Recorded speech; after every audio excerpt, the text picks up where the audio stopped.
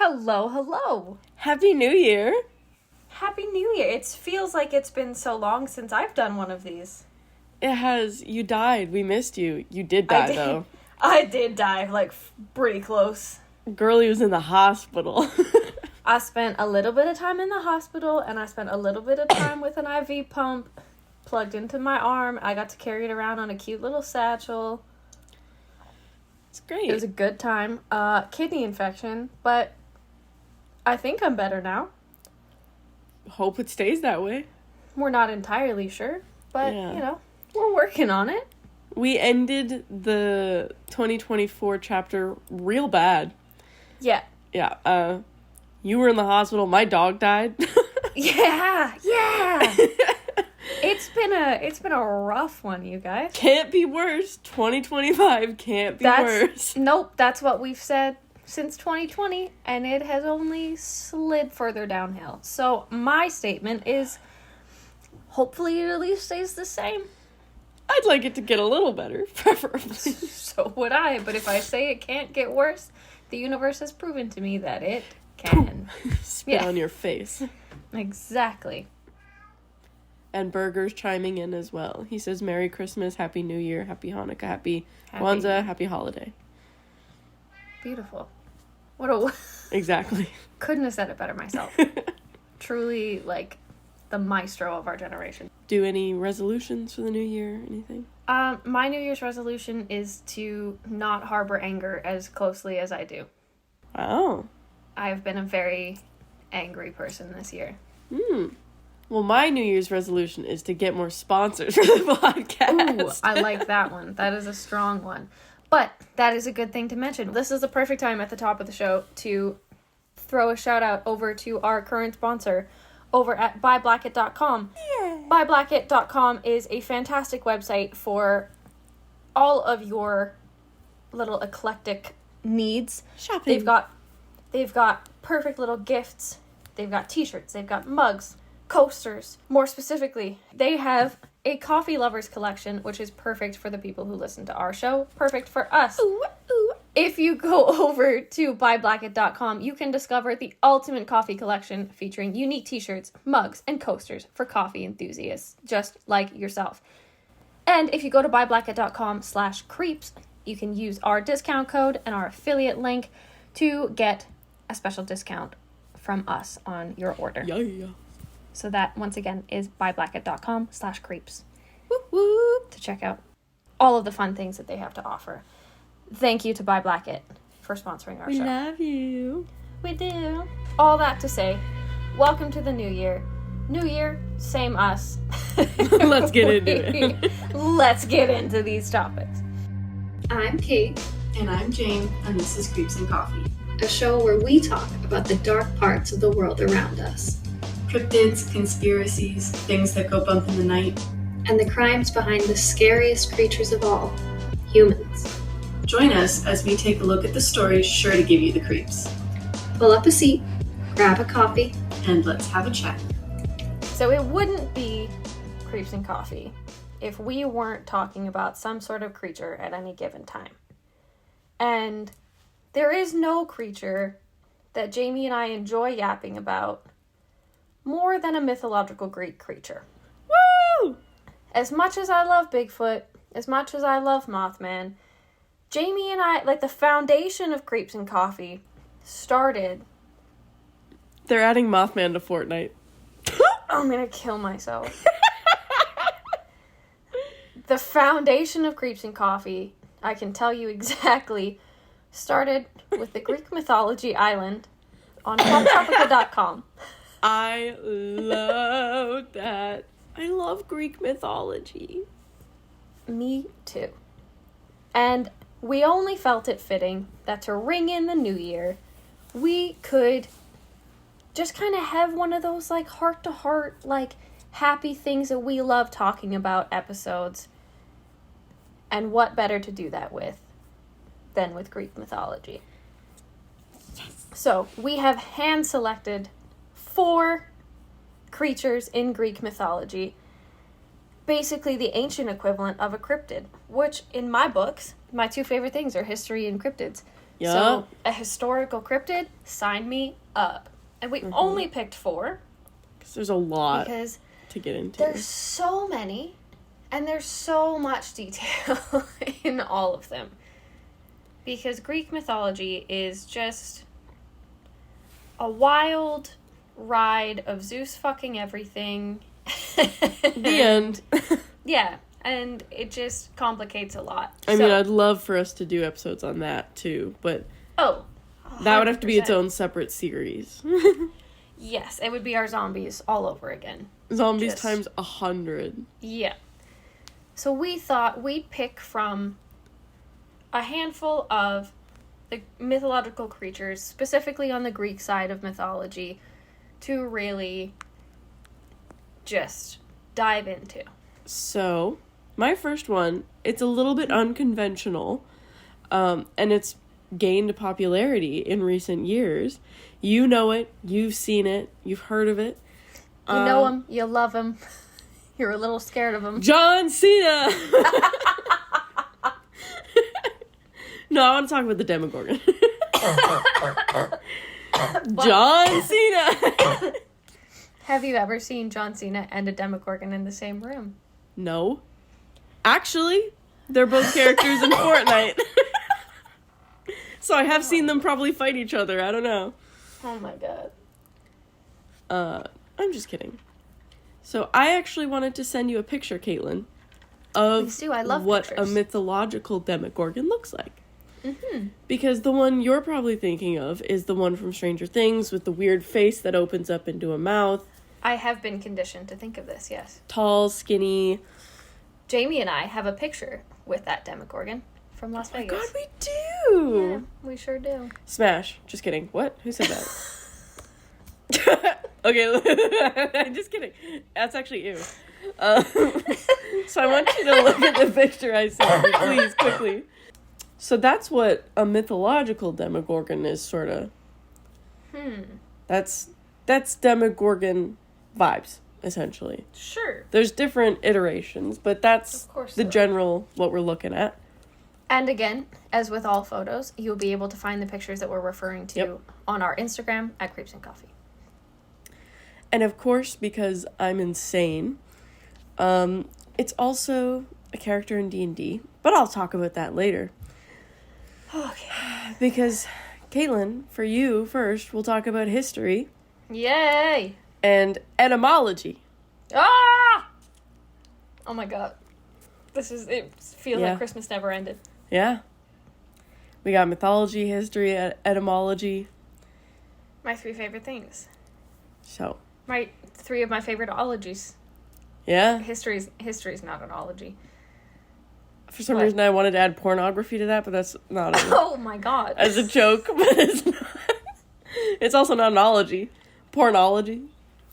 What do you study? Porn. Pornology. What do you study? I'm doing research. I'm watching porn. Mm-hmm. Anyway, a Demogorgon is... Sounds like my ex. Which one? Ooh. Uh-oh. A Demogorgon is a deity or demon associated with the underworld. It's often portrayed in Greek mythology. However, they think that the name comes from an unknown, person's misreading of commentary by a 4th century scholar, Lactanus Placidus. I'm gonna take a wild guess here and say you're trying to read a Latin name. I don't know. I Is- guarantee you it's not Lactides. Lactinius? Lactidius? Lactinius? Lactinius? Sure. It's Latin, you're right. Yep. That guy's Latin. But the concept of, Demogorgon can be traced back to the misread term demiurge. I don't know how to say it, though. Demiurge. Okay. And so they think that it was a misreading of the Greek word. I can't read Greek, but this is in Greek. But it looks like it's spelled demigoron, Oh, like that. And so there are many translations of this. And so a couple other names I can't pronounce that I'm not going to get into. An art historian named Jean Seznec. Seznek? Seznek concluded that Demogorgon is a grammatical error and ended up being translated into becoming a god. So it once wasn't a god. So there are multiple name variants by some guy, Ricardus Jackn. Including I hardly know you. including Latin words like demorgon, emorgion, demogorgona, and demogorgon. And various theories suggest that the name is derived from a combination of Greek words daemon, like spirit. That's like DAE, right? Yeah.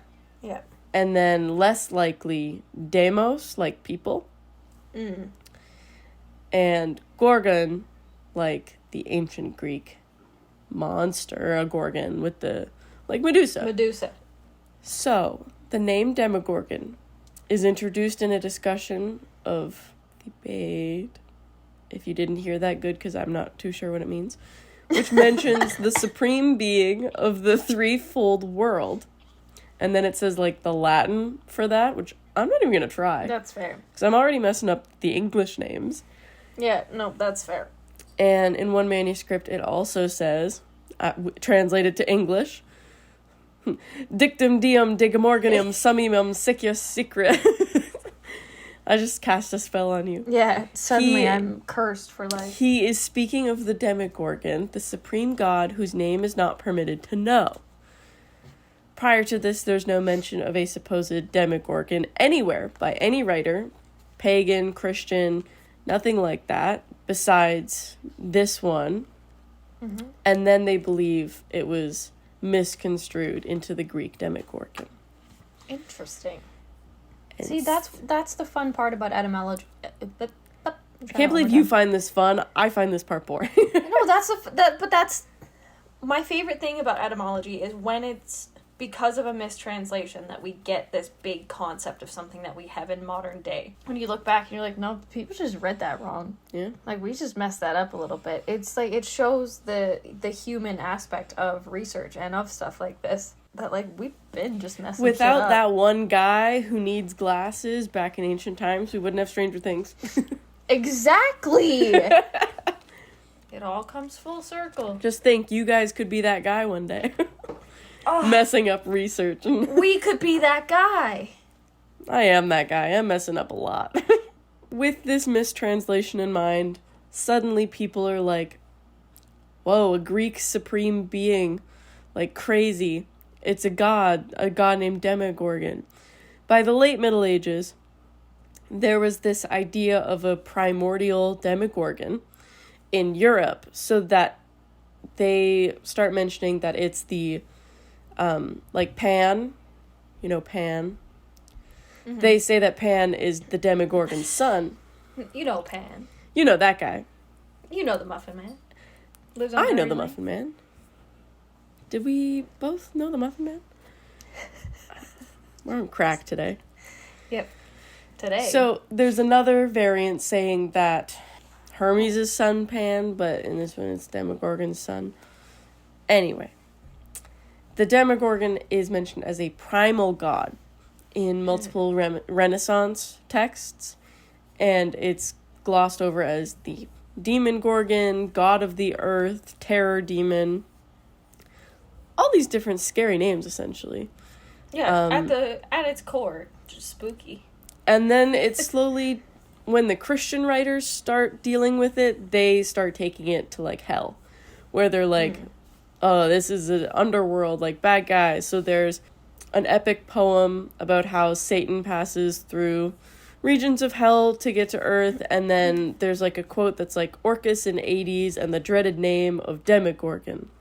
And then there is a 16th century Dutch demonologist named John Weyer or something, who described the Demogorgon as the master of fate in hell's hierarchy.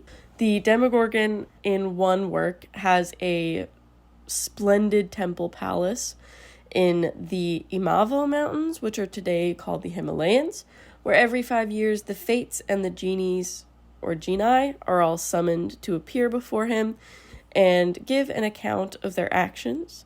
They travel through the air in various strange conveyances, and it's hard to tell, if it's this happening or like a witch's sabbath, so they say. There's also an opera called The Demogorgon.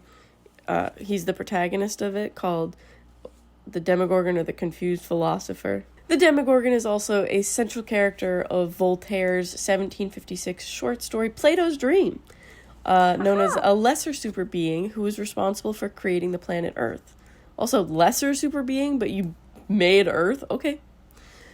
Also, fun fact for you, Caitlin, that fun facts. In Herman Melville's 1851 novel Moby Dick, the first mate of the ship, Starbuck, describes the white whale as the Demogorgon of the ship's heathen crew. Bet you didn't know that. Not you, Caitlin, but everyone else. I was going to say, quite sure you've read it. I did know that one. Demogorgon also appears as a character in Prometheus Unbound, in a lyrical drama. And in this one, the Demogorgon is the offspring of Jupiter and Thetis, who eventually dethrones Jupiter. It is not mentioned whether the Demogorgon is portrayed... No, it is never mentioned whether the Demogorgon... it is not mentioned whether the Demogorgon is portrayed as male or female. Maybe it's gender fluid, we don't know. But this Demogorgon is portrayed as a dark, shapeless, giant spirit. Yucky with that.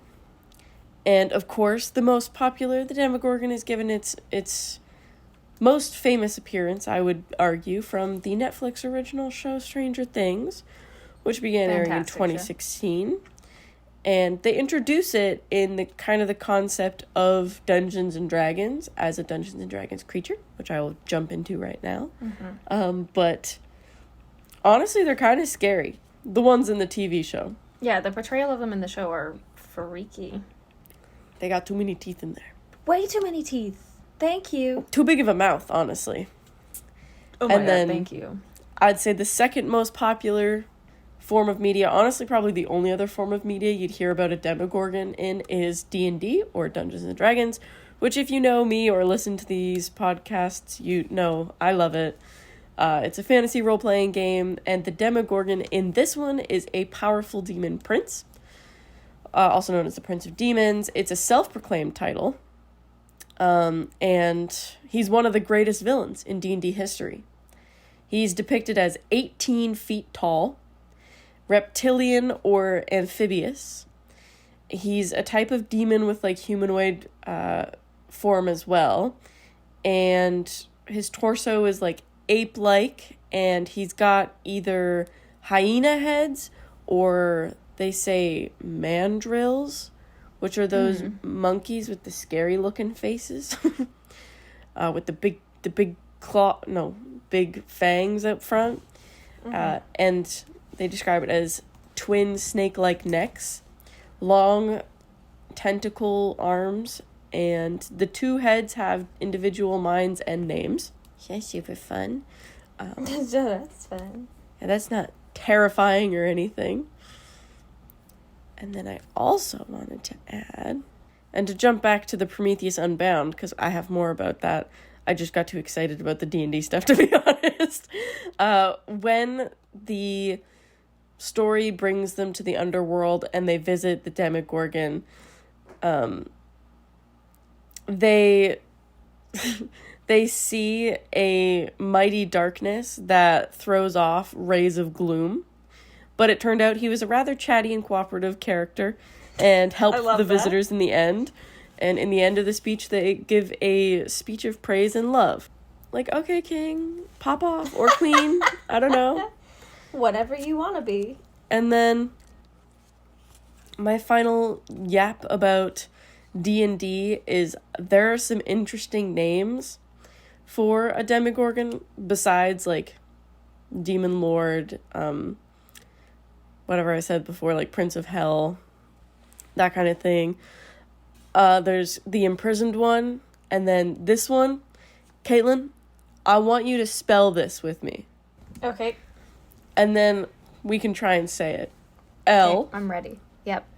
Hold on. E-E. Yep. M-O-O. Limu. G-G.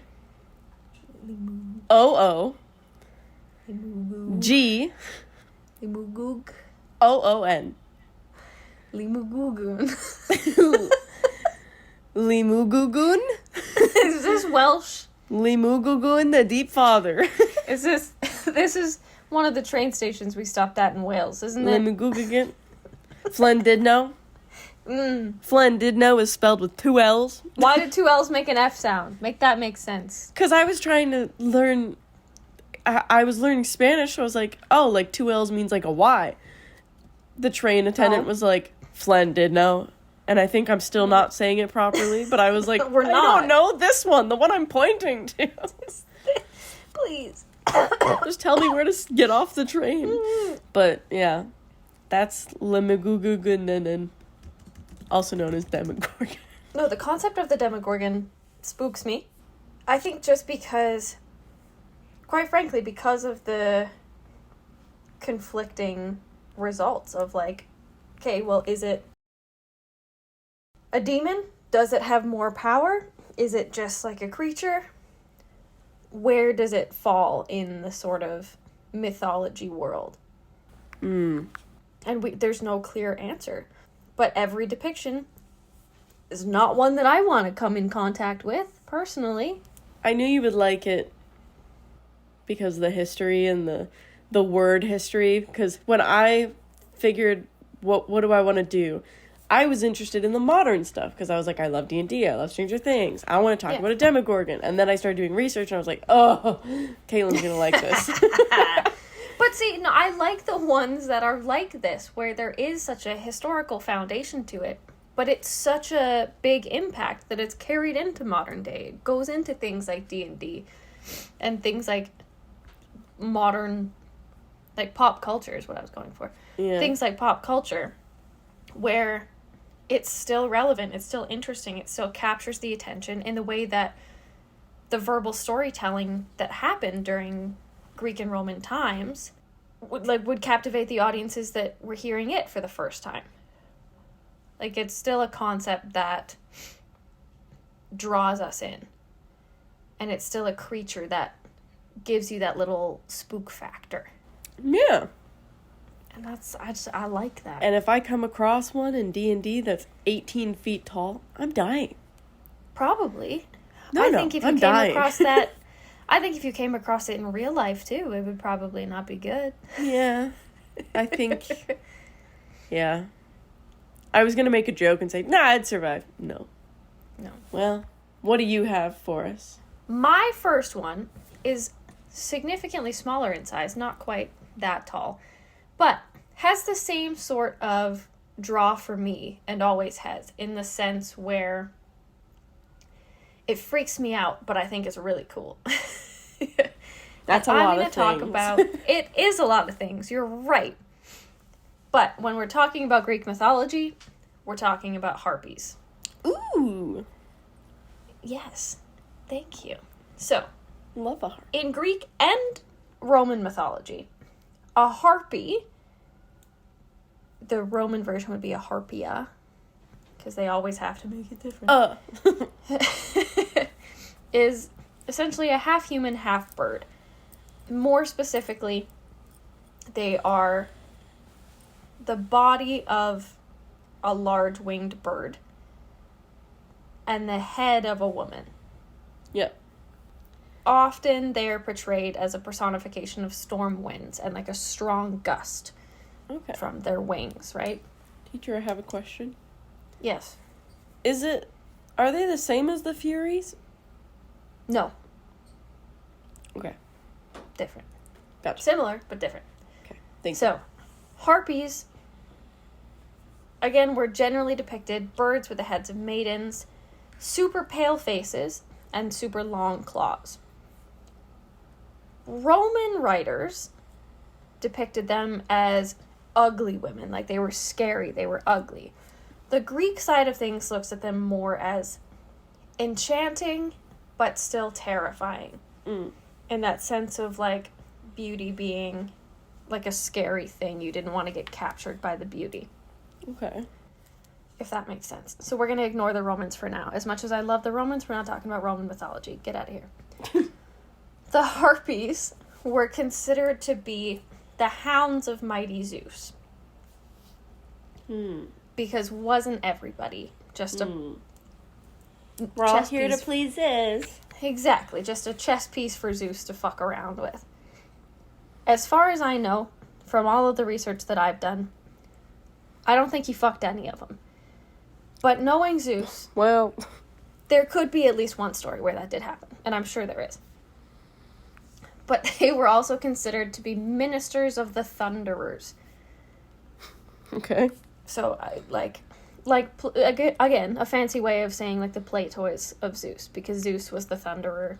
And again, it makes sense that he is being the one that controls the weather and the storms and everything. Him and his lightning bolt. It makes sense that he would use these creatures as a way to create the strong gusts of wind. There are later depictions of the Harpies being used among guardians of the underworld, so there's a lot of interactions between them and, like, the centaurs. A lot of the big name mythological creatures. But what most specifically they're known for is their interaction with King Phineus of Thrace. Okay. So the story of King Phineus of Thrace, he was given the gift of prophecy by Zeus. So he could see the world for all that it was, could look into the future. Long story short, because every mythological story can be the longest story you've ever heard in your life, Phineus saw that Zeus had a secret plan, and Zeus didn't like that Phineus was tattling on him, and he was angry, because when is Zeus not angry about something?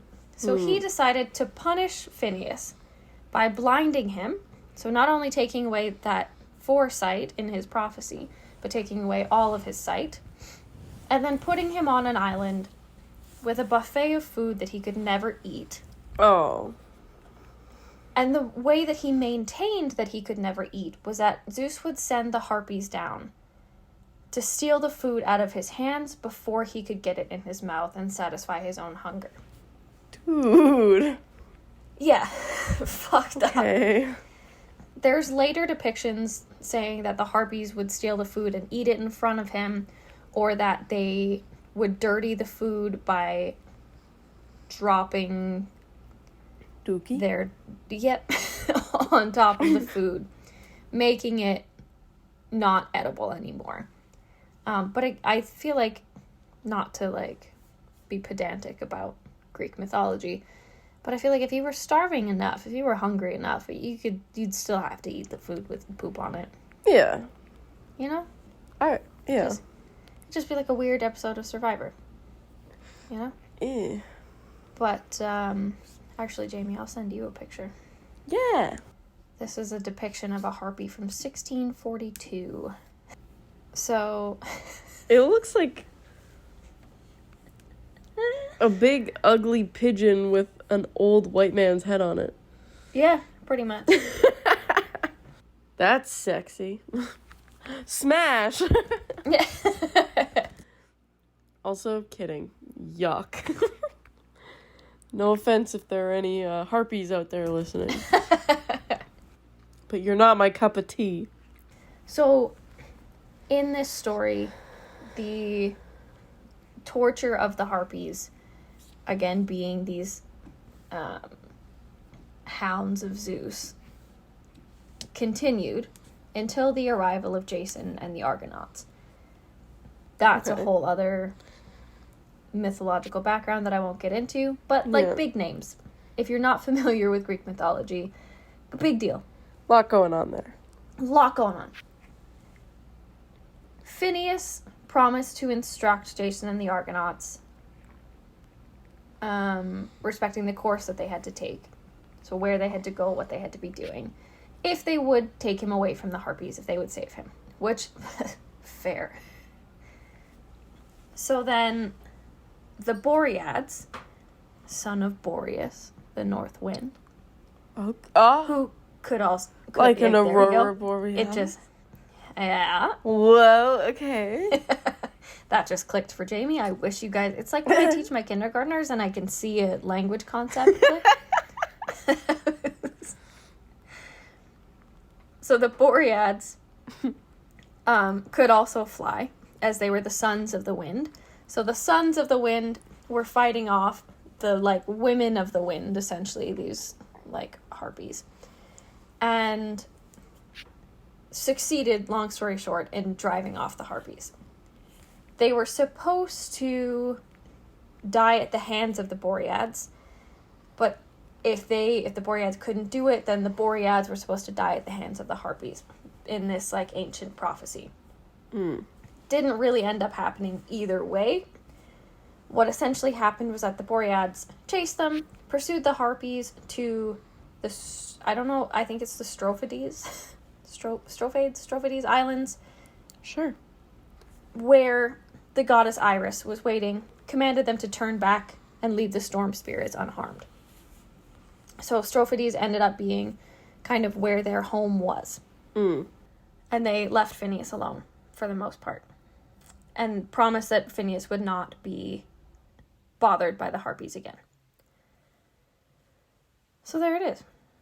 There are other depictions that say that the harpies and the Boreads died simultaneously. Yeah. But again, see, there again, mythology takes so many different routes depending on... This is the problem with oral histories, is that people just spice up the story how they want it to be. And people love to argue about, like, mythology. Like, a lot of men, honestly, try to be impressive and they're like, oh, I love Greek mythology. And it's like, oh yeah, I really like this story. And they're like, actually, that's not true. This is what happened. And it's like, hey man, there are about 50 different variations of this one story. So maybe put a can in it. Or I don't know the saying. Yeah, maybe, I don't know. Put a cap read in something. it or something. There you go. There you go. Where Can I learned the... There you go. Yep, no, you got it. And put the two together. That's okay. I'm dating a Frenchman, so his We. perception of sayings, the other day he told me it's not rocket surgery. Oh my gosh. This feels like Frank and Joe when he's like, I got a horse in my throat. And Joe's like, that's not a saying. No. Oh god. I was like, is it? Okay. And then That's good. my mother-in-law told me, oh, I got caught right-handed. Yeah, you did. Like, nope. I was like, yeah, okay. Kills me. I love them so much. Anyway, where I heard about harpies in the most almost like ominous depiction of them, for me anyway, was when I was studying the Divine Comedy. Okay. And in La Divina Commedia, in Dante's Inferno, like the original, like... Did you read that? Oh my god, yeah. I did a whole class on it. Oh. I spent a year studying Dante's Inferno? everything about Inferno, Paradise, Purgatory. Oh man, I want to read that. Could Buckle I? up. Like with Sparks Here's- Notes? Here's my thing. Yes, 1,000%. This is a minor side note. I'll come back to harpies in a second. Yeah. Absolutely anyone can read the Divine Comedy. But I think there's a real disservice that happens if you're not reading a good translation of it. Okay. Because the original Latin has so much social commentary in it.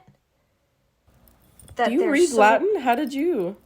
Well, I did it in my Italian program. Okay. So when I was in my my 3rd year or 4th year Italian, we did, like, my instructor has her PhD in specifically, like, the Divine Comedy. So this was her shit. And we're Facebook friends. I love this woman. She knows the ins and outs of it. So she had, like, the way that we did it was Latin translated to modern Italian. Okay. And then we could also look at the English version. But without having that Latin connection to it and being able to kind of pick up on that, there's a lot that you can easily miss out on, which is a huge disservice because there's so much to it. Like, there's so many, all of the people that are named for a reason. Some of it is just people that Dante, like, didn't like and was placing in different levels in hell. Some of it was social commentary about political leaders across Italy and around the world. Like, Okay. some of it was comments on other pieces of literature from the time. Like, it was just, it's incredible once you break it down, but if you want to read it properly, Yeah. it's not a casual read. Yeah. Long story short. Like, there's a lot of side reading that has to be done and, like, side studying that needs to be done. Gotcha. Okay. But all that to say, if you look specifically at Dante's Inferno, this, side note again, ADHD brain is strong today. It's also the reason I have my favorite Italian word. Purgatorio. Ooh. It's so fun to say. Purgatorio. Purgatorio. Purgatorio. That's the first Italian word you've ever just nailed. Pizza. That's what I... There you go. All right. Anyway. Cool. So, in specifically the Inferno chapters, in Canto 13, we get to the 7th circle of hell, which is the suicide forest. It's my lucky number. Oh. I didn't know you were gonna say that. So, inside the suicide forest, it's, like, this is considered one of the major sins, according to the way that this is all laid out, right? And these men, or these people, but specifically the men that they reference in the suicide forest, have committed suicide and they are turned into living trees. And they're tortured as being these trees. And the tortured woods are infested with harpies. So these women are laying their claws into the trees that are alive. Think of almost like Wizard of Oz. Okay. And the forest with all the talking trees and stuff like that. Okay. But the harpies are sitting in the trees, digging their claws in, and singing their sorrows, like letting their laments out. And it's just this haunting image of these women who are almost like winged sirens, kind of. Jamie's not liking this description at all. I'm visualizing it, and I'm like... But this is why harpies freak me out. So what Dante says is, here the repellent harpies make their nests, who drove the Trojans from the Strophides with dire announcements of the coming woe. They have broad wings, with razor-sharp talons and a human neck and face, clawed feet, and swollen feathered bellies. They caw their lamentations in the eerie trees. So sets a really eerie image of these creatures making things heavier in an already very heavy section. I mean, all sections of hell are not going to be great, probably. But Except the party one. Woo! Is that the bottom? Sub-Zero. But there's also references to harpies in Orlando Furioso. There's references. William Blake has paintings that are in the Tate Gallery in London. Andrew Tate? That are taken... Nope. Not even a little bit. But that take from Dante's depiction of the suicide forest, called The Wood of the Self-Murderers, the Harpies and the Suicides, which is a beautiful painting. There's a painting or a picture called Harpies in the Infernal Wood from Inferno 13 by Gustave Doré in 1861, which is probably my favorite depiction. And harpies are also mentioned in Shakespeare's The Tempest. Oh, I googled herpes. Whoa! Nope.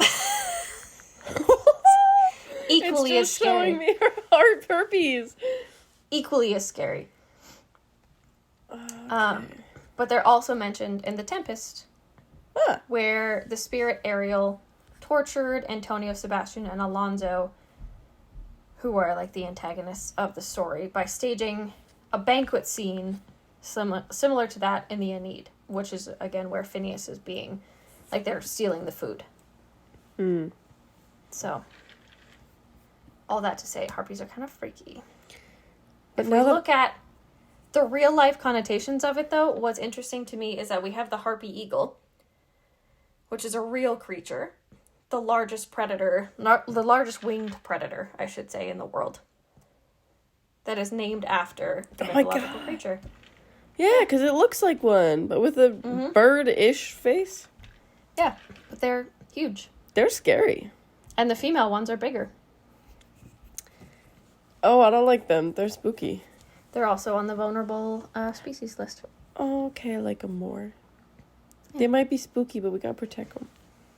But there was a French ornithologist who found, like, the harpy branch, or the genus, like, harpy genus. And What's an ornithologist? The Flesh. guy who studies birds? an ornithologist? Ornithologist? That's what I said. Yes, is a person who studies birds. Cool. But I also... You have because more? I just one comment, because I have to throw this into as many episodes as I can. What's interesting to me is that I feel like the harpy eagle has very similar vibes in terms of, Titanic? like, no, Mothman. Oh! The winged creature One of the in the two. sky. Exactly. Winged creature in the sky, human characteristics with also these big looming wings and strong gusts of wind. Yeah. I don't know. I don't really have anything intelligent to say about it. I just wanted to point them. Well, we already brought out. up Mothman, so you shouldn't... You can't. You don't need Exactly. to do that. Exactly. So that's harpies. Herpes. Not herpes, but equally as scary. But when I did Google the correct painting, because I wanted to see what you're talking about, Google said, did you mean herpes in the Infernal Woods? And I said, no, Google, that is not what I meant. You showed me herpes the first time. Did you mean herpes in the infernal? No, I did not. That's not the suicide forest. That's a different kind of forest. Neither are On the places tags you want on to be at night. Instagram, it's going to be like Greek mythology, birds, herpes. Podcast. Oh, God. Do you have more to add, or? I do not, I promise. Cool. Should I bring up mine? Please do. My next one isn't really scary, but I love it. It's a Pegasus. Ah, I also love it. And also, Caitlin, the correct pluralization in English is Pegasuses or Pegasi. But I think Pegasuses sounds funnier because it sounds inappropriate. I prefer Pegasuses. I prefer Pegasi because it makes me sound fancy. But Pegasuses is funner to say. Is more fun to say. Funner isn't a word, Caitlin. Thank you so much for correcting me. It's okay. Everybody makes mistakes. Everybody has mistakes. Calm down. God. So, Pegasus is a species in My Little Pony universe, and and they're horses with wings. Yes. But more specifically, I'm talking about one Pegasus, and it's just one specific guy in Greek mythology. His name is Pegasus. He's a horse. He's got wings, and he's like depicted as like a white stallion. I'm trying to be serious here. Get it together. I'm sorry. It's one singular guy His name's Pegasus. He's a horse. That's it. But, That's all I got. so he was born in kind of a weird way. Do you know this? Mm-hmm. Oh, okay. I thought I would teach you something, but cool. I'll go kill myself. Okay. I'll see you in the forest. Lucky number 7. His mom, technically, is the Gorgon Medusa. Yes. Not a Demogorgon, just a regular Gorgon. She didn't get promoted. And his Just not dad snakes. is technically Poseidon, god of the sea. Blah, blah. Except they didn't, like, boink and then give birth. What happened instead was that, supposedly, Medusa got decapitated. I almost said decapitated. Decapitated. By who? Perseus. Yep. When Perseus beheaded Medusa, him, being Pegasus, popped out of her neck blood in one of the stories. There are a couple of variations, as we've said. But in general, this is the most popular. Yeah. They were, him and his brother, which I don't know how to pronounce, Chrysaor. Yeah? I think so. Close enough. They were both born from the Medusa's blood. And Greco-Roman poets wrote about his ascent to heaven after his birth and his loyalty to Zeus, whom, question mark, he followed instructions from Zeus to bring him lightning and thunder to Olympus, like a good little boy. Zeus really liked these winged creatures, eh?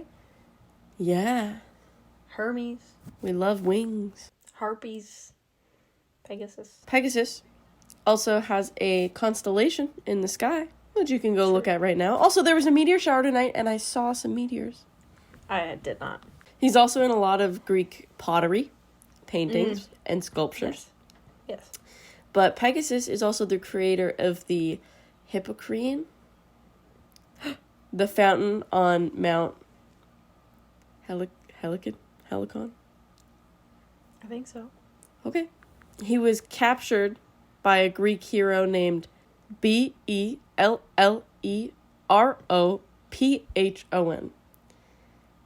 I lost track halfway through. Bellerophon.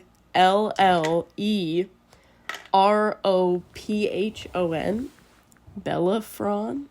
Bellerophon? Bellerophon? That sounds more right. Remember when I called Persephone Persephone? I do. For several Years. times that it happened. Yeah. That Greek hero captures Pegasus with the help of Athena and Poseidon.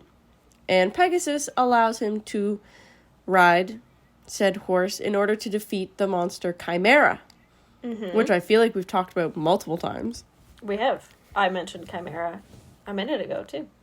Hanging out with the harpies. I think we also did it. It was in the Jeopardy questions. sure did. Non-copyright game show. Halloween special Yeah. episode, which is the one that's like a hybrid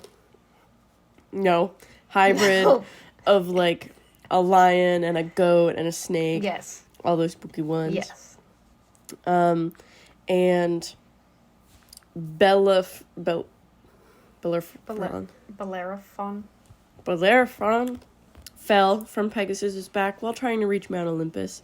Yes. And supposedly both Pegasus and that guy were said to have died. Yes. And One time, I fell off a horse and broke my arm. it's true. Basically a Greek god. Some say he's the god of springs, which I think is really cute because it's like Poseidon, like god of the sea, Pegasus, god of springs. Like it's just a little cute little horse guy. Like I am in charge of the ocean. You can have the springs, I guess. You can have the swamps. You can have the rivers. I guess. Etymology time. Pegasus's name supposedly is derived from Pege or Pege, P-E-G-E, meaning spring or well. Another proposed etymology, I'm not even going to try to pronounce this, P-I-H-A-S-S-A-S,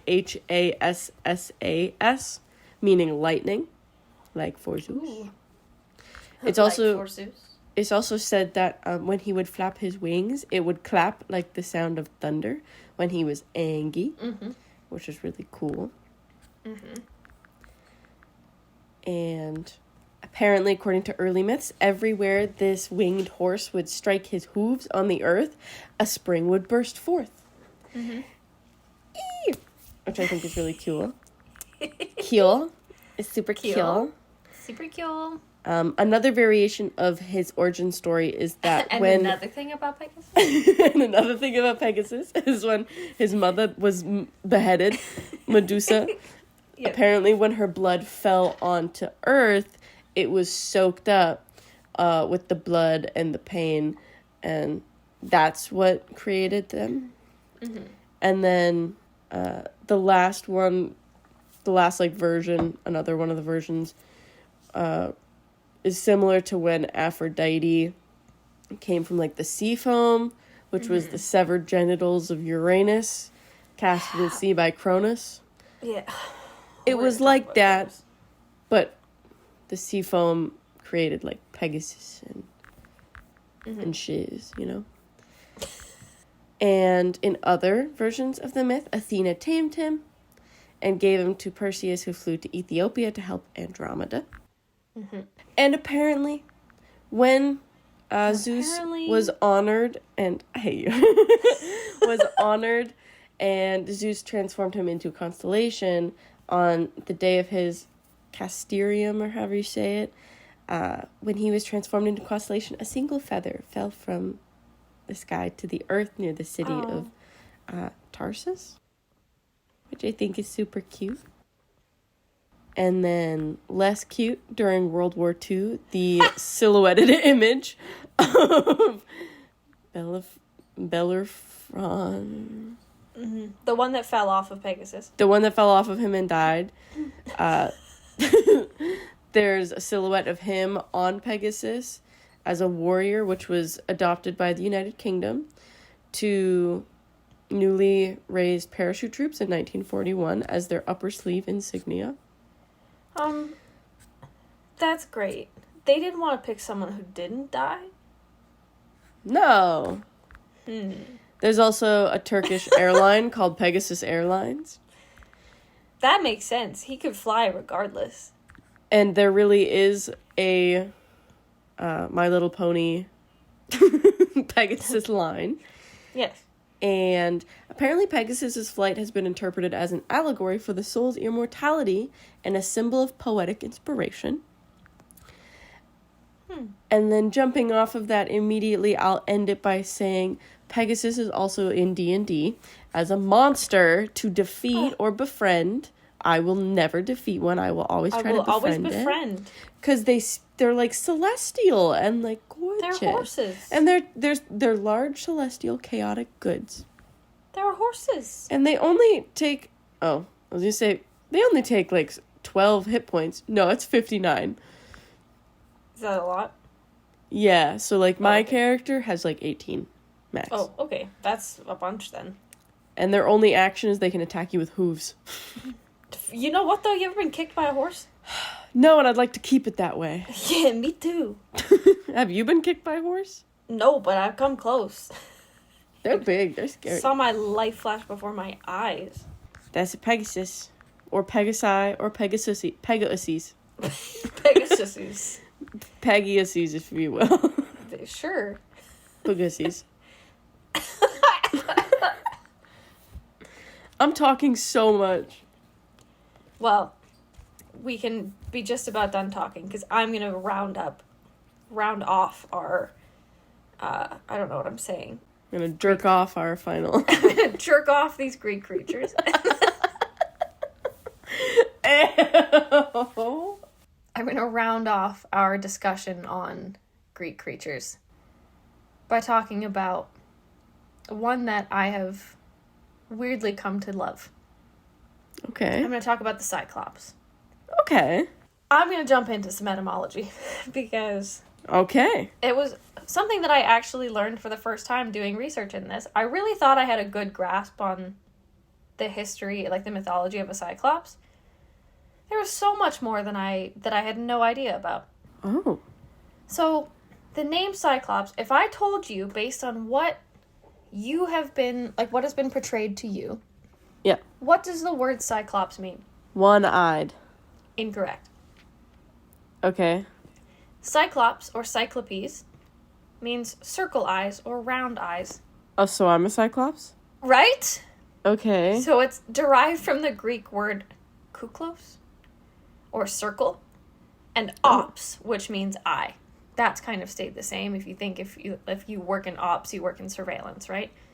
Okay. Yeah. So Black the ops? Yeah. Or is that just operations? Well, part of it, like the operations side of things, comes from, Okay.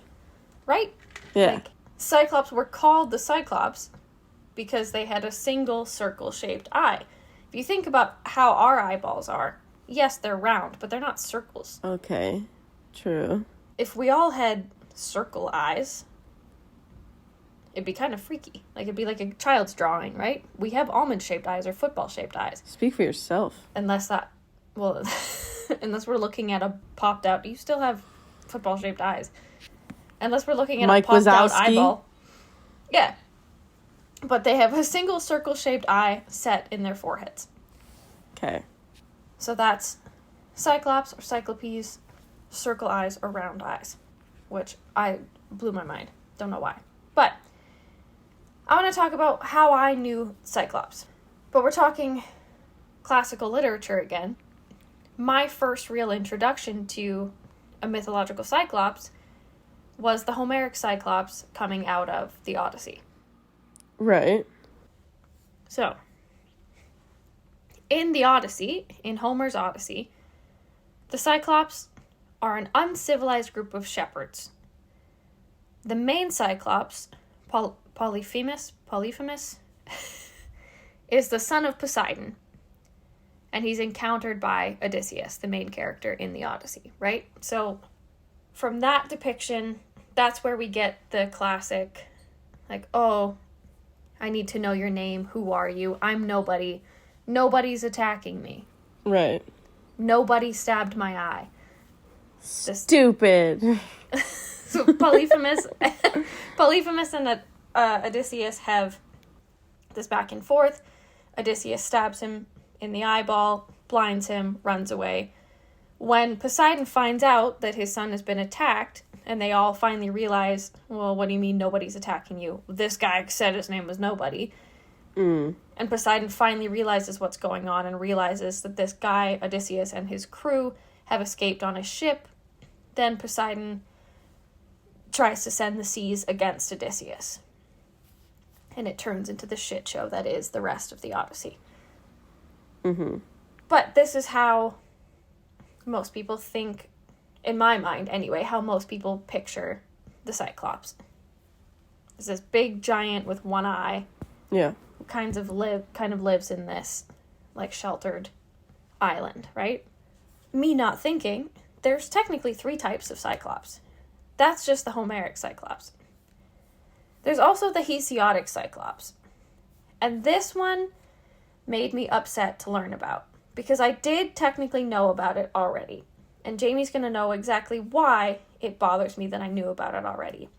And that leads me to why I said we're going to talk about Cronus later. Uh-oh. There's this fucking painting, okay? Is it the painting that I don't like? It's the painting that we both don't like. Who's That the keeps- Cyclops in there? Well, hold on. Okay.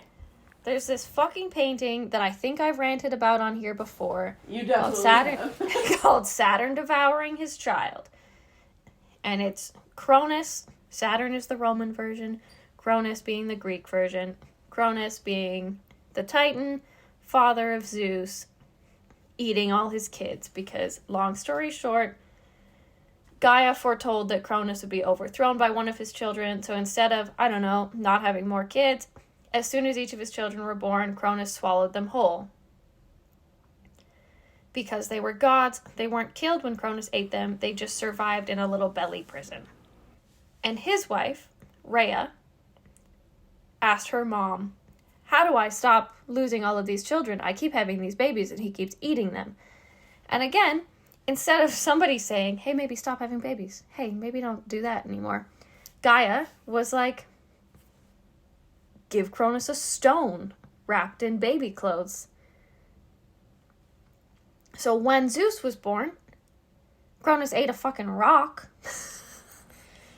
Man, why do I have such bad heartburn? I'm like, Greek mythology, when you, like, dumb down Greek mythology and take away all of the ridiculous shit about it, it's so stupid. So, Zeus was spared the fate that all of his previous 11 or 12 siblings had gotten. And he was hidden away by Rhea. And that's what this painting is depicting. Long story short. it's a scary painting. We'll add that too, don't worry. It's the reason I bring it up is because it's a very scary painting. It has haunted me since probably 10th grade, the first time I saw it. I see it everywhere. But the problem is, there's a before this point, too. So I knew about this foretelling from Gaia about Cronus and about the story of this painting and this mythological story, which we will get back to. What I failed to recognize is that when you look at the theogony of Hesiod, Uranus... The theogony of Hesiod. Hesiod being like Homer. Hesiod. Hesiod. The theogony, the gods. Theogony of Hesiod. There you go. Oh my god. Do not try and say it again. Got it. Uranus, who was the sky, and Gaia, the earth, made 18 children. Woo! There were 12 Titans, and then 3 Cyclops. Oh, you're really going through the history.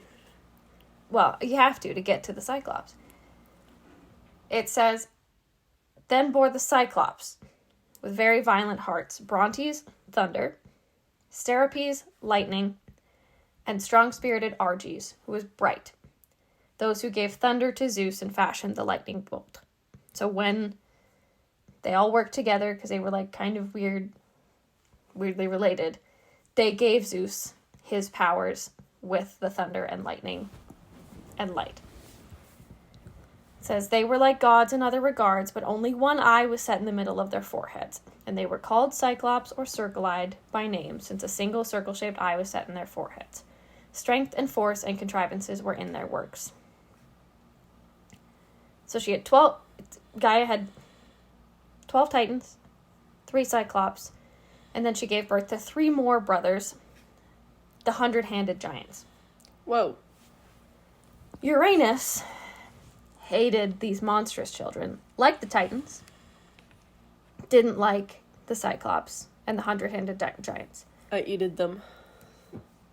Well, he imprisoned them underground, somewhere deep inside Gaia, inside the earth. So then we see Cronus come back in the picture. Uranus' son, the Titan Cronus, castrated Uranus, the sea foam that we got Aphrodite from, or possibly the Pegasus, depending on the story that you look at, and he became the new ruler of the cosmos.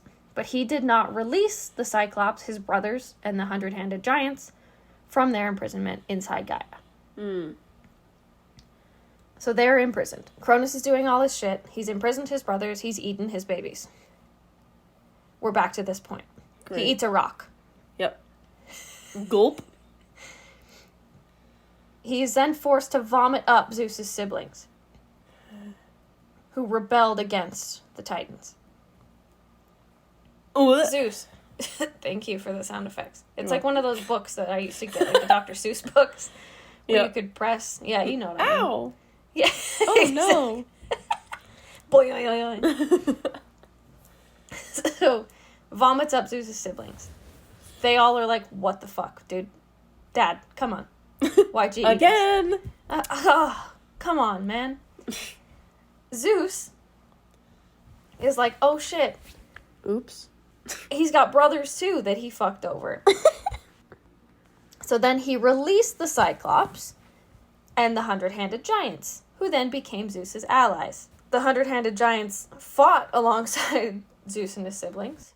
The Cyclops were like, here you go, have thunderbolts. Have lightning and thunder. We don't really want to fight. We're going to go hide out in our places. you do your thing. All that coming together, Zeus defeats Cronus.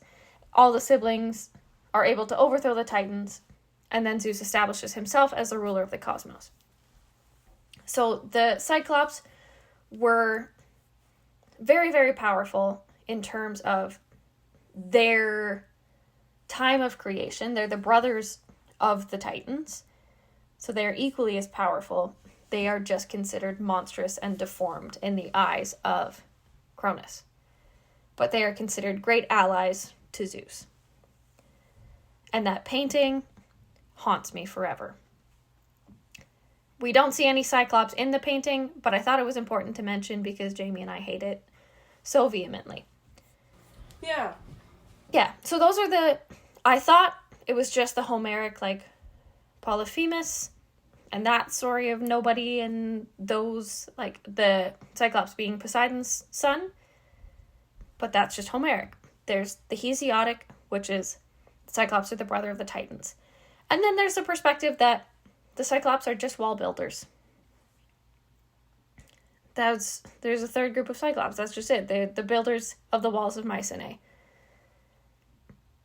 There's not really a lot of mythology behind that, just that they Build walls. built the walls. So they were big builders. Like, the consistent thing here is that they are more keep to themselves. They're more like farmers. They're just, I hesitate to say gentle giants, but closer to that sense, if you know what I mean. Cyclopses are also in D&D. There you go. Cool. So are harpies, actually. There you go. You're like, What's shut interesting- up about D&D. What's interesting to me about the Cyclops is that this is one of the mythological connections that could be connected to the real world. In the sense that if you look at this third group of Cyclops being known as the builders of the walls, that wasn't just in the mythical sense.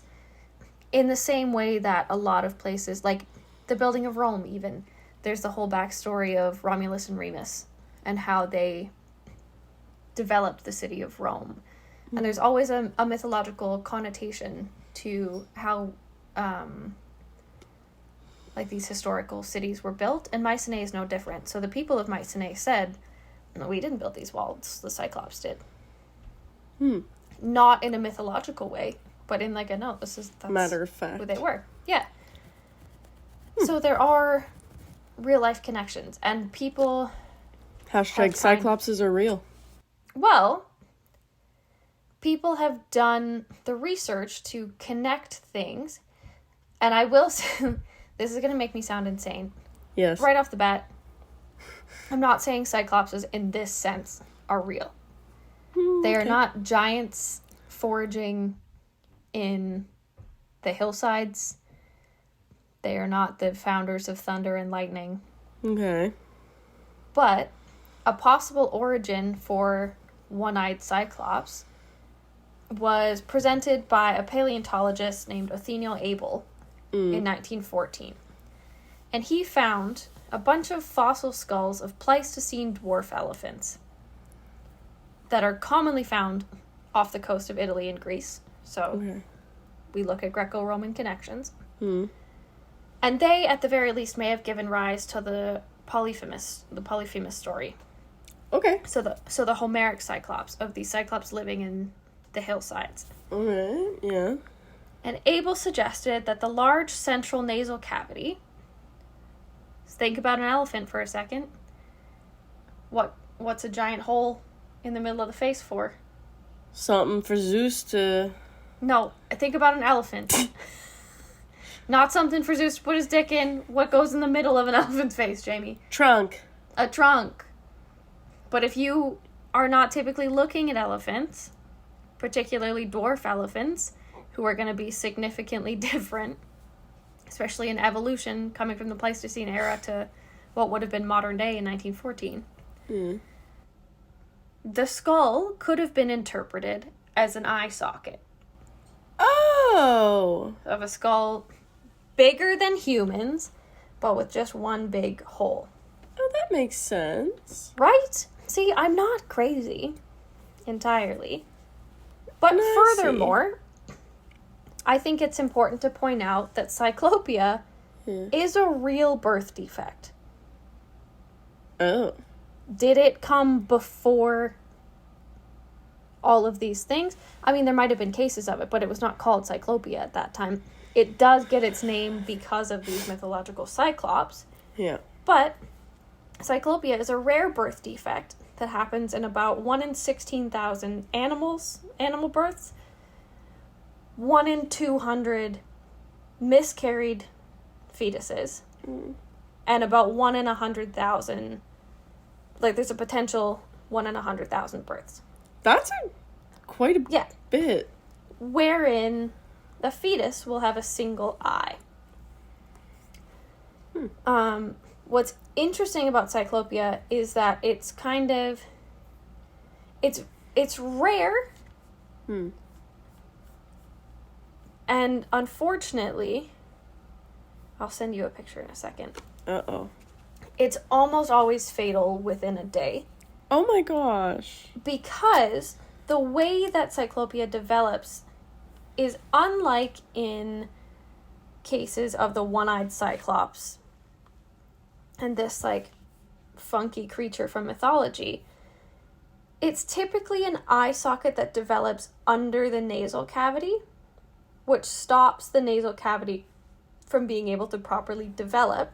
Okay. Or the nose, like the nose and mouth will fail to form. Or the nose grows from the roof of the mouth. And the eyeball forms in the middle of the face. Okay. And Did you send me a picture yet? No, not yet. I'm Okay. just pulling it up now. But stops the fetus from developing the ability to breathe, essentially. God. So, That's so sad. Jamie and I Oh. saw, I don't know if you remember, there was a cyclops fetus, or I should say, a fetus with cyclopia, with this birth defect at the Museum of Death in New Orleans. Gotcha. So they think that it's caused from potential toxins. There's a whole lot of things. It's much more common in animals than it is in humans. Yeah. But it's still a possibility. So again, it's slightly cyclopia as a birth defect being presented as like, oh, maybe they were just seeing people with deformities. Not necessarily a valid option because cyclopia it's not something that people survive. It doesn't Yeah. lead to a viable birth, but it is something that exists. It's different than ancient Greek depictions, but it is still a concept that has come into modern day. So, that's Greek mythology. Some of it.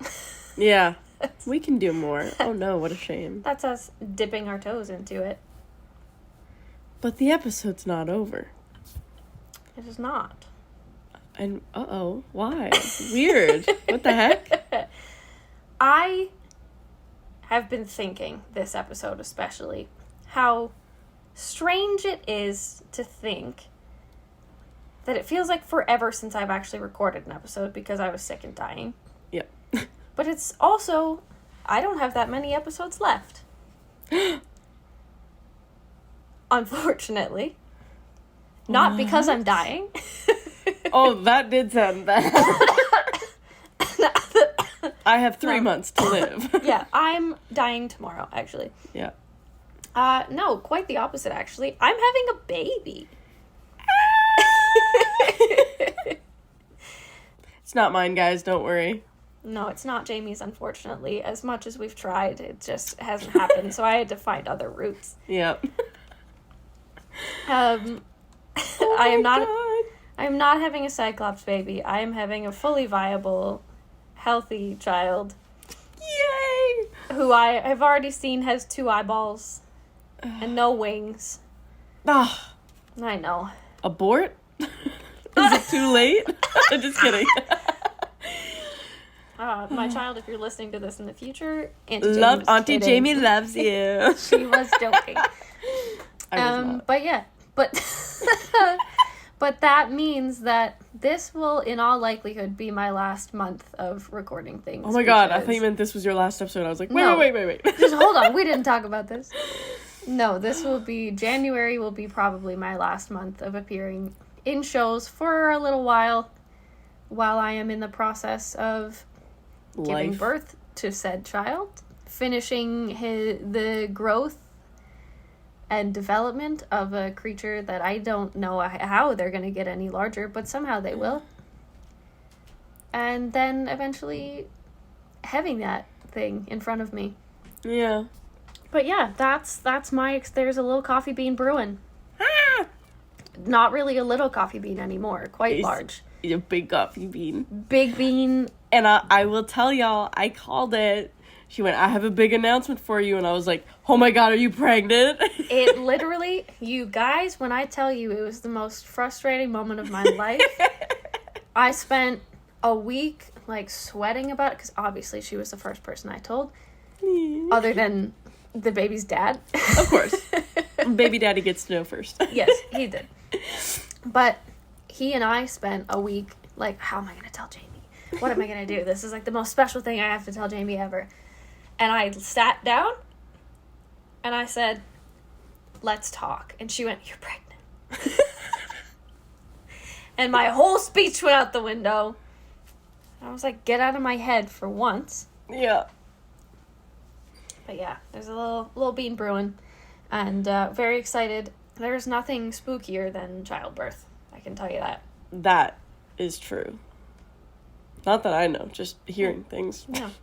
No. But yeah, all that to say, January will be my last month for a little bit. Obviously, I'll be back. A little hiatus, if you will. But taking a little hiatus to do the things that I gotta do. Yeah. Maybe I'll pop in every once in a while. But, Just to read the ads. yeah. Yeah.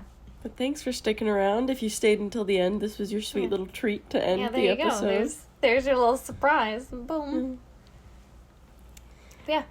If you would like to share your thoughts on some of the Greek mythological creatures that we have chatted about in this episode, or you want to just chat, you can get in touch with us at our email at creepsandcoffee@gmail.com, or you can send us a message over on our Instagram or our Twitter at creepsandcoffee. That is also where you'll be able to see the pictures that we've been chatting about from tonight's episode about all of the spooky things. And if you want to congratulate Caitlin on her I mean, Pregnancy. you don't have to, but the little baby bean coming. a little baby Bean, I'm Can sure. that be the baby's nickname, little Bean? Of course. Like, hi, Bean. If you would like to get a behind-the-scenes look at our lives and the process of Creeps and Coffee, you can check out our Patreon at patreon.com/creepsandcoffee. There you will get access to lots of bonus information and a very special bonus episode every single month, which we love to do. So you can, again, check that out over at patreon.com/creepsandcoffee. We are wishing you all a very happy new year. We're excited that it's January. And we're excited for all the things to come. In lots of different ways. In life, in podcasting, in babies, in friendship, in love, in World peace. cryptids. Yep. Yeah, world Same peace is a good... Cryptids and then world peace. Yeah. Okay. Yeah. Okay. Okay, we'll go, guys. We're sorry. We love you. Bye. Goodbye! Creeps and Coffee is produced and edited by us, Kate and Jane. Our theme music is Stuck in a Hole by Dated. For more information on where to find them, check out the link in our show notes. And to connect with us, follow us on Instagram and Twitter at Creeps and Coffee.